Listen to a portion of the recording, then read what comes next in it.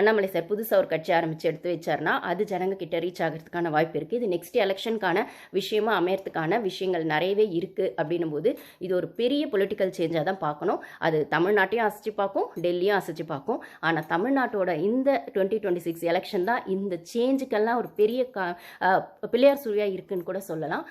So என்ன நடக்குது தமிழ்நாட்டு அரசியலில் அப்படின்னும் போது நாளுக்கு நாள் அது வந்து சுவாரஸ்யமாக தான் இருக்குன்னும் போது அது டெல்லி வரைக்கும் பிரதிபலிச்சிருக்கு அப்படிங்கிறது ஒரு விஷயம் இருக்குது. ஸோ இதுக்கு நடுவில் இர்ஃபான் சார் அவரது அந்த பிரியாணி பஞ்சாயத்தையும் பேசிடுவோம். அவர் வந்து அந்த பிரியாணி வந்து மட்டன் பிரியாணி ஒரு கிலோ வந்து அந்த 3000 அதை 3000 ப்ளஸ் அப்படின்னு சொன்ன ரேட்டெல்லாம் 3650 if I am not wrong. தப்பாக இருந்தால் கரெக்ட் பண்ணுங்கள். யாரும் பிரியாணி சாப்பிட்ருந்தீங்கன்னா இல்லைனா உங்களுக்கு அதை பற்றி ஐடியா இருந்ததுன்னா கமெண்ட்ஸில் ஷேர் பண்ணுங்கள். அது கொஞ்சம் ஜாஸ்தின்னு தான் தோணுச்சு.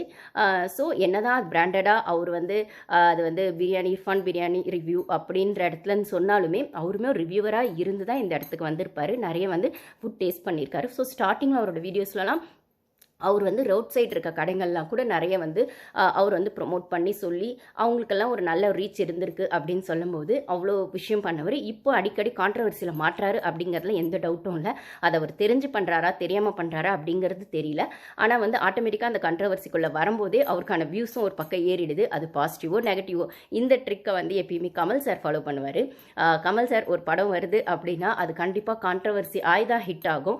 இது வந்து இதுவுமே அவர் பிளான் பண்ணி பண்ணுறாரா யதார்த்தமாக நடக்குதா அப்படின்னு தெரியாது. ஆனால் அவங்களே அந்த கான்ட்ரவர்சியை உருவாக்கி அதுக்கப்புறம் அது ஒரு வைரல் ஆகி அதுக்காக அந்த படத்தை போய் பார்க்குற மாதிரியும் இல்லை அப்படி என்னதான் அந்த படத்தில் இருக்குன்னு பேசு பொருளாமல் அது மாறும் அப்படின்னும் போது இர்ஃபான் சார் அதை கையில் எடுத்திருக்காரு தான் போல இருக்குது. இர்ஃபான் ப்ரோவும் ஏன்னா நானுமே நிறைய இர்ஃபான் வீடியோ வந்து ரொம்ப வருஷமாக ஃபாலோ பண்ணிருக்கேன். இப்போ ரீசன்ட் டேஸில் ஃபாலோ பண்ணுறதில்ல. ஏன்னா கொஞ்சம் அதெல்லாம் கொஞ்சம் வேறு ஆட்டிடியூடு அந்த ஆங்கிளில் போயிடுச்சு. கான்ட்ரவர்சி கவர்மெண்ட் அப்படின்லாம் அது ஒரு பாலிட்டிக்ஸ்குள்ளே போயிடுச்சு அப்படின்னும் போது அந்த ஒரு நியூட்ரலான ஒரு விஷயங்கள் என்னால் இப்போ அங்கே பார்க்க முடியல. ஓகே இப்போ அவரோட குழந்தைங்க விஷயம் அவர் போடுறாரு அந்த குழந்தை வீடியோலாம் கொஞ்சம் நல்லா இருக்குது பார்க்குறதா இருந்தாலுமே இந்த மாதிரி கான்ட்ரவர்சியான விஷயங்களை என்னால் என்கரேஜ் பண்ண முடியல அப்படின்னு சொல்லும்போது அந்த பிரியாணி அப்படிங்கிறது அது டேஸ்ட் வைஸ் எப்படி இருக்குது அது ப்ளஸ் அந்த பாதி பக்கெட் பிரியாணின்னு சொல்லும்போது ஃபுல்லாக இருக்கணும்.